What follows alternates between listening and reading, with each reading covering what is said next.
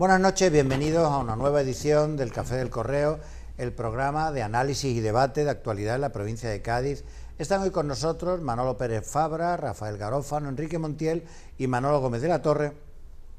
A ellos les queremos proponer como primer elemento de debate el 25 aniversario de la Exposición Universal de 1992 de Sevilla, las inversiones que conllevaron esta exposición en la ciudad de Sevilla, en España, en Andalucía, en la ciudad de Cádiz, y también, aprovechando que está aquí Rafael Garófano, el acontecimiento más llamativo de aquella celebración en la ciudad de Cádiz, que fue la gran regata Colón 92.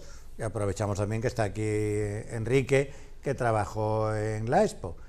Un poco el análisis de qué repercusión ha tenido para Sevilla, para Andalucía y para Cádiz un acontecimiento de esa magnitud y la importante inversión pública que tuvo lugar aquellos años. No sé. Empiezo yo por... ¿Empieza tú? Venga, porque empieza tú. la regata fue... Bueno, la exposición universal del año 92 hay que mirarla junto con la Olimpiada de Barcelona del 92. Al parecer, un gabinete de super cerebro diseñó el plan de lanzamiento de la nueva España, la España que salió de 40 años de dictadura y que quería mostrar al mundo una nueva imagen de joven, dinámica, progresista, tal. Entonces dije, bueno, pues lo ideal para esto es hacer una exposición universal y una olimpiada. Son dos cosas que te ponen en el mundo, ¿no? Y en el caso concreto de la exposición universal, dijeron, bueno, ¿y eso cómo se hace? Y fue Calvo Sotelo, presidente Calvo Sotelo, el que dio instrucciones para que el embajador de España en París fuera al Buró Internacional de Exposiciones, que tenía la sede en París, y solicitara formalmente la exposición. La pidió también Chicago y tal, pero finalmente se dio a España. Se eligió un sitio y una fecha, la fecha del 92, el quinto centenario del descubrimiento de América, y Felipe González, ya en el 82 presidente del gobierno, pensó que era una oportunidad, en clave de oportunidad, es decir, la Expo era una oportunidad de traer a Sevilla, es decir, a Andalucía, es decir, a España, a millones de personas de todo el mundo, y traer al mundo a Sevilla para que el mundo en Sevilla expusiera a todo el mundo, digamos, lo mejor de su cultura, lo mejor de 500 años de descubrimiento, porque el lema fue la era del descubrimiento, ¿no? Entonces, claro, para atraer tanta gente a Sevilla hacía falta... Bueno, yo fui a trabajar a la Expo en el año 1988. Recordaréis los que habéis estado en Sevilla. En esa fecha que tú ibas en el coche y tenías que pararte que pasaba el tren. O sea, había paso a nivel con barrera. Y bueno, y entonces no había la calle Torneo tal, y la isla de la Cartuja era un erial. El monasterio de Santa María de era una ruina. Es decir, el pensamiento de Felipe Icero, la exposición va a ser motivo de muchas cosas, pero sobre todo de poner a construir la capitalidad de Andalucía en Sevilla, construir esa capitalidad con un aeropuerto y traer el AVE, que fue algo impresionante, ¿no? Por eso, hombre, 25 años después de haber visto el éxito de la Expo, ¿no?, en el que yo realmente trabajé mucho también, ¿no?, pues me da un poco de tristeza que Felipe González no haya sido nombrado hijo predilecto de Sevilla, por ejemplo, ¿no?, ni Olivencia, que nació en Ronda, hijo adoptivo de Sevilla, con lo que estas dos personas realmente lucharon y trabajaron para que Sevilla y Andalucía se convirtiera en lo que realmente... Porque es que ya después de la Expo todo fue diferente y hubo sus cosas, como eso lo sabe todo el mundo, pero bueno, aquello fue un éxito de gente, se incorpora a la ciudad de Sevilla, toda la isla de la Cartuja, que se piensa entonces que fuera que los pabellones, o gran parte de los pabellones, los más importantes de la exposición, fueran centros de alta tecnología, universitarios, dedicados a la empresa, a la economía. Todo eso no salió al 100% como se pensó y se luchó, pero ciertamente la Expo, vamos, a Sevilla le tocó la lotería, la Bonoloto, la ONCE, le tocó todo, porque le cayó encima un chaparrón de dinero público extraordinario. Se hizo la autovía de Andalucía, se hizo el AVE, el aeropuerto, en fin, que todo esto yo lo veo desde luego con cierta gratitud y que corresponde con una época de entusiasmo, ¿no? Patriótica, una época patriótica, ¿no? Y Felipe González, el presidente Felipe González, y quien designa, que es el comisario don Manuel Olivencia, fueron personas extraordinarias que trabajaron en algo que me decía a mí Olivencia siempre, dice, es que en España lo que cuesta más trabajo es en los proyectos de todos. Dice, un proyecto que es para todos cuesta mucho trabajo. Así que, bueno, podía estar hablando como... Yo comparto la visión totalmente positiva de lo que fue aquello. Evidentemente se pueden sacar muchas críticas, como es lo lógico, porque tantas, digamos, actuaciones como hubo que realizar en aquella época, pues también están sometidas a determinadas críticas. Por ejemplo, y ya que Enrique nos comenta que él trabajó con Olivencia, también es verdad que se recuerda mucho de aquella época como al final, cuando había que tenerlo todo en plazo, incluso algún tiempo antes de que empezara la Expo, creo que Olivencia fue relevado, ¿no? Fue cesado. Y se nombró a Pellón porque había que terminar... Es que eso es un poco más complicado. Sí, porque en la Expo había cuatro sí, personas allí, ¿no? Estaba el presidente de la sociedad estatal, que era el embajador Casinello. Bueno, estaba la oficina del comisario general, que era el gobierno de la nación española. Y luego estaba una sociedad que se llama Expo 92, que era la sociedad que construiría la Expo, ¿no? Al frente de la sociedad había un consejero delegado que se llamó Jacinto Pellón, que era un ingeniero de... Era un cañón. Ahí está. Era un cañón, y que además hubo problemas, había roce en la organización. Perdona, No quiero, digamos, detenerme en eso, pero hubo sus problemas de crítica. También se habló de que quizá tantos millones en aquellos momentos de pesetas invertidos, pues dio lugar a que, como había que hacerlo todo muy deprisa y muy, digamos, contrarreloj, pues hubo mucho dinero distraído. Es decir, eso se ha hablado y sabemos que la Expo se pone de ejemplo, digamos, de muchos dineros perdidos con cosas que o con temas que ahora también salen de obra pública, que, hombre, comparando con aquella época, yo creo que mucho de lo que se pudo perder por el camino no apareció. Mucha gente hablaba de lo que se había perdido económicamente en la Expo en determinados maletines, pero nunca apareció. Ahora sí están apareciendo mucho más maletines de otras obras públicas. Pero esto para mí es un detalle, digamos, lo de la que parte... apareció por Sevilla fue millones de personas que dejaron... Sí. Te hablo de la obra pública, Enrique. Si no estoy... A mí me parece positivo todo lo que hubo. Lo que sí... como gaditano, contento porque la capital de mi región hubiera mejorado. Es verdad que luego el resto de provincias no pudimos vivir, digamos, esa impronta o ese trasladarse determinadas inversiones positivas que podía haber habido. Por ejemplo, todavía estamos sufriendo el tema del pago de la autopista, y creo que hubiera sido un buen momento para que la autopista en aquel momento se hubiera liberado al completo. De hecho, algunas personas que estábamos en actividades políticas en aquella época pedíamos la liberación coincidiendo con el tema de la Expo, y no se consiguió.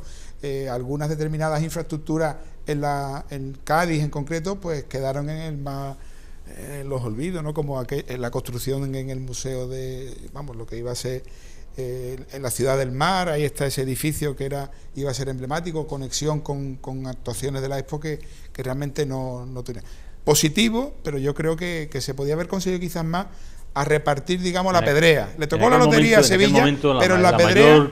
La mayor crítica venía de Málaga. Ya. La provincia de Málaga es la que... Porque mira, el AVE, por ejemplo, que unía Sevilla con Madrid, pasaba por Córdoba, con lo cual a Córdoba le tocó también una nueva estación, tal y cual, ¿no? Málaga es la que siempre estaba, digamos, revelada. La Andalucía oriental, no solo Málaga. Málaga y Almería. De la reivindicación de la Andalucía oriental respecto a... Pero bueno, se trataba pero de hasta Huelva fue beneficiado por la propia...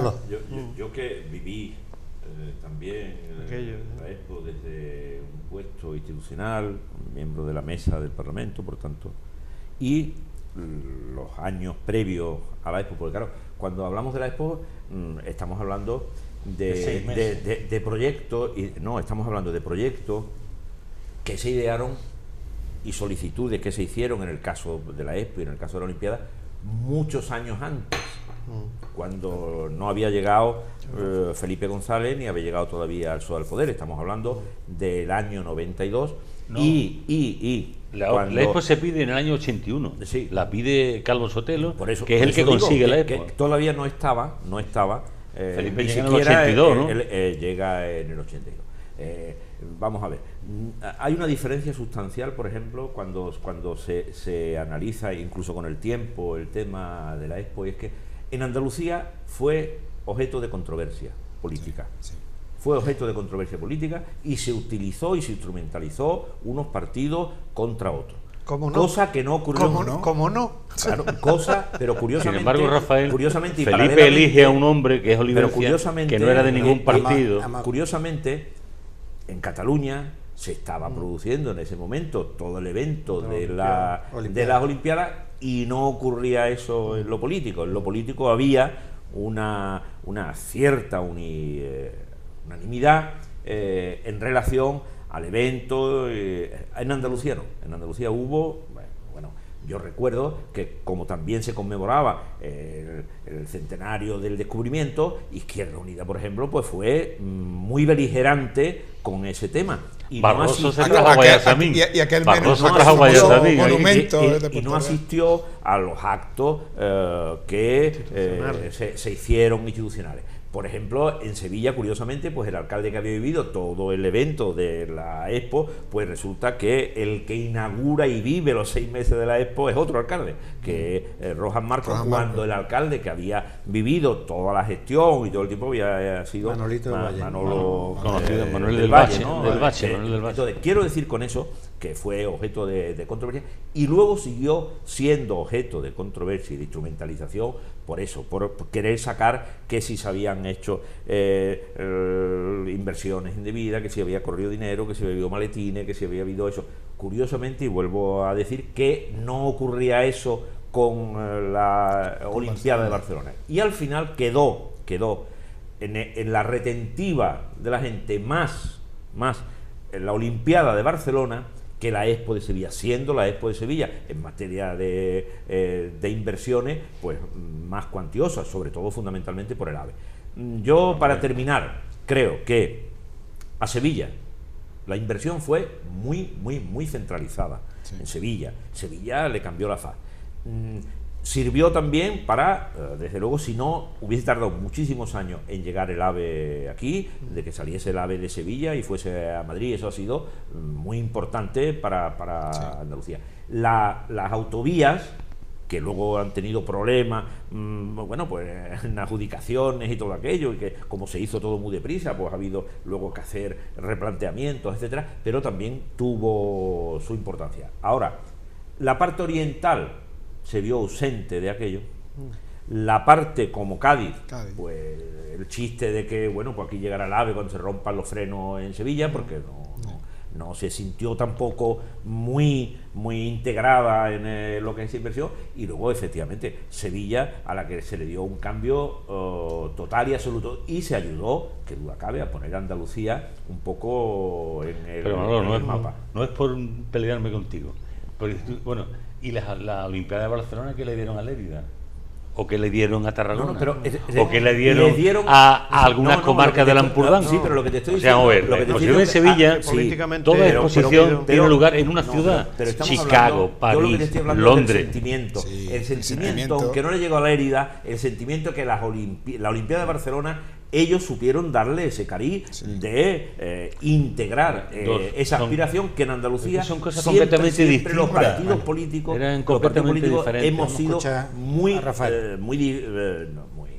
no hemos sido nunca capaces de eventos que incluso podrían llegar a ser compartidos por todos, pues no. Lo que decía don Manuel Olivencia, los proyectos de todos. Yo me acuerdo que la Expo estuvo muy rodeada de polémica, pero yo creo que hay que mirarlo desde el hoy, ¿no? Claro. Desde el hoy.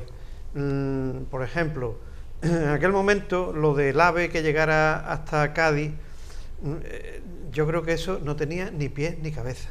¿Por qué? Porque yo estuve en Barcelona en aquella época en varias ocasiones, y como criticaban que el AVE no fuera Madrid-Barcelona, sino Madrid-Sevilla, aquello era, una aberración que iba contra toda lógica, contra la economía nacional, contra la política, contra la igualdad.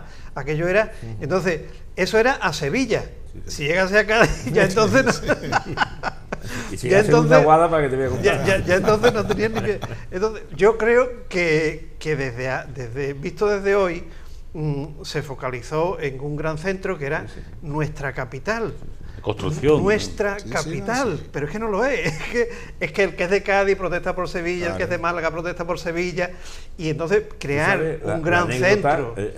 Un inciso pequeño, pero cuando dice la capital, una de las pocas veces que se dio libertad de voto a los diputados en el Parlamento fue para votar la capitalidad de Andalucía, porque ni en los propios grupos parlamentarios había conciencia de que había que votar a Sevilla. Efectivamente. O sea que ese tema es muy polémico, pero visto desde hoy cómo repercutió aquello en la capital de Andalucía, y que quieras que no, eso termina irradiando riquezas y posibilidades a los entornos, entendiendo por entorno Andalucía, ¿no? Me voy a centrar un poquito en Cádiz, con el asunto del 92 en Cádiz. ¿Cómo fue el 92 en Cádiz? Bueno, el 92 en Cádiz, además de la regata, que después puntualizaré algunas cositas, hay una que muy especial que quiero manifestar de forma pública, y ahora explicaré por qué. Bueno, en el 92 en Cádiz hubo algunas inversiones de interés, y yo la centro fundamentalmente en dos, que era Puerto América y el edificio de Puerto América, que iba a ser la posibilidad de ampliar Cádiz como centro náutico y deportivo y tal. Y después el Palacio de Congreso como infraestructura, además de las inversiones que se hicieron en el casco antiguo de rehabilitación, que fue tremendo. Hay gente que no se acuerda lo que era el casco antiguo, era una cosa deprimente, era una arquitectura corroída, y una situación miserable la que tenían los ciudadanos de Cádiz en esas viviendas, en fin. Y hubo la rehabilitación del baluarte de la Candelaria, ¿no? Eso fue fundamentalmente lo que hubo en infraestructura. Y después nos tocó lo de la regata Colón 92. La regata Colón 92 era un organismo estatal, que estaba Luis Ñáñez que lo presidía, y después esa comisión estatal tenía una colaboración y una presencia de Diputación y el Ayuntamiento de Cádiz. Y todo ese conglomerado pues decidió que hubiera un gerente que se ocupara de gestionar la regata cuando viniera a Cádiz. El señor Salido, que tenía prestigio como gerente, y dimitió cuando quedaban 72 días para que la regata llegara a Cádiz. Yo estuve en Londres y me enteré bien de cómo se iba a estructurar la regata, que todos los grandes veleros del Atlántico iban a ir a Lisboa y después iban a venir a Cádiz, y que todos los del Mediterráneo se iban a concentrar en Génova e iban a venir a Cádiz. Y cuando yo vi lo que podía venir a Cádiz, me quedé asustado, porque era de una envergadura, unos barcos de un tamaño y en un número que aquello era extraordinario, ¿no? Y nos dejó plantados cuando faltaban 72 días para que llegara la regata acá. Y me llamó Carlos Díaz y me dijo que me ocupara yo del asunto. Y yo había estado en muchos sitios del ayuntamiento, en muchas zonas administrativas y en muchas delegaciones, y conocía muy bien a los funcionarios y sabía que había gente estupenda que valía muchísimo y que eran unos técnicos extraordinarios. Y le dije dos condiciones: una, que me deje coger un equipo de todas las delegaciones, uno de Hacienda, de personal, de contratación, de tráfico y tal, y hacer un cuerpo de funcionarios, que esto no se hace nunca, nunca. Cada funcionario y cada servicio trabaja en lo suyo, y hay unos departamentos estancos que trabajan, pero cuando en este caso se pusieron distintos directores de área a trabajar sobre una cosa común, la eficacia era enorme, enorme. Afortunadamente yo siempre he trabajado muy bien en equipo, hice un equipo extraordinario. Y después le dije: Carlos, y además no me esté pidiendo cuenta, no me llame que esto, que lo otro, que no sé qué.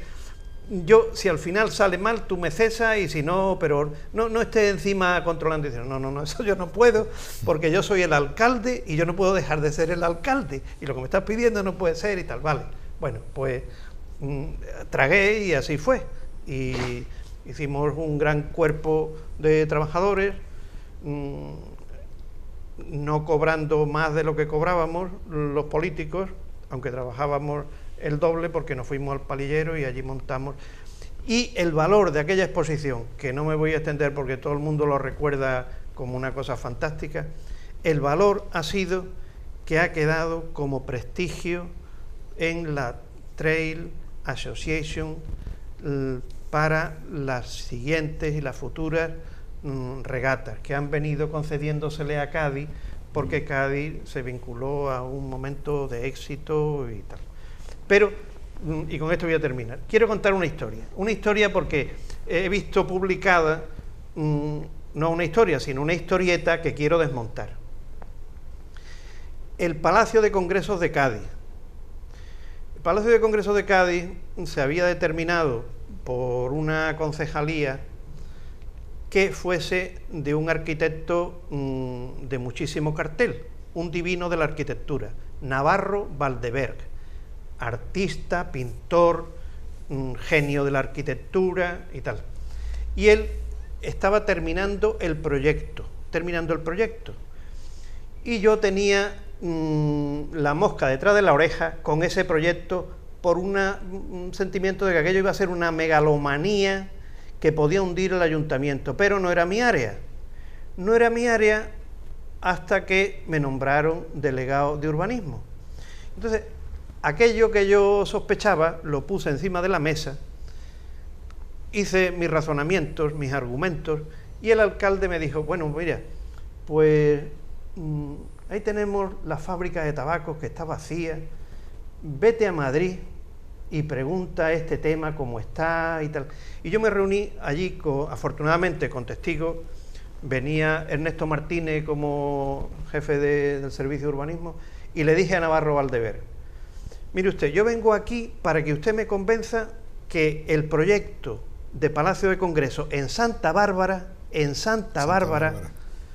es el más adecuado para Cádiz, para su economía, para su sociología, para su urbanismo y tal. Y en función de lo que usted me diga, yo voy a decirle al alcalde que siga esto o que no siga. Entonces él, en una mesa muy amplia, con varios arquitectos, porque el estudio era enorme, con muchísimos arquitectos jóvenes que eran los que trabajaban y tal, y estuvimos allí toda la mañana hablando y discutiendo y hablando, discutiendo y tal, y cuando terminó yo le dije: mire usted, voy a volver a Cádiz y le voy a informar al alcalde que este proyecto no es adecuado para Cádiz, que es un proyecto maravilloso. Voy a poner solamente un ejemplo. El Palacio de Congresos de Santa Bárbara iba a tener un fondo acristalado con unos aparcamientos para autobuses y tal, con un suelo retráctil para que el tráfico, al entrar los coches, el ruido no se transmitiera por las columnas a las óperas que se iban a representar enfrente del mar.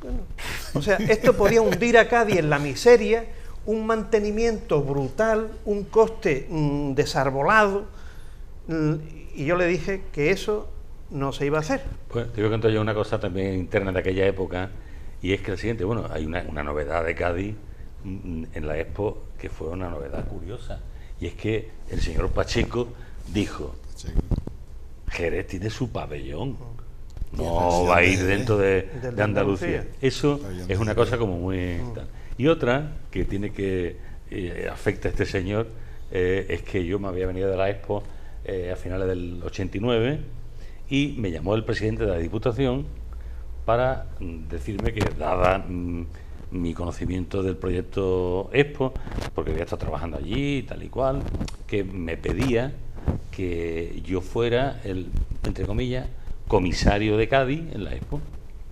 Y entonces por esos días me llama Fernando y me dice: oye, Enrique, que mira, que firma un manifiesto de la candidatura mía a... Y le digo: mira, Fernando, yo voto en San Fernando, pero vamos, si tú pones algo de que tú vas a contribuir a la construcción de una bahía más armónica y tal, pon mi nombre, por supuesto. Puso mi nombre, por supuesto, y tardó menos de 24 horas en yo de ser Alfonso Perales Pizarro, el tipo más maravilloso del mundo para dirigir el pabellón de tal, por firmar un manifiesto que de Izquierda Unida. Pues me cortó la cabeza inmediatamente. Tenemos que ir a publicidad. Es lo que tiene Izquierda Unida. Está de gente muy sacrificada. Y pasados los años ha desaparecido Izquierda Unida.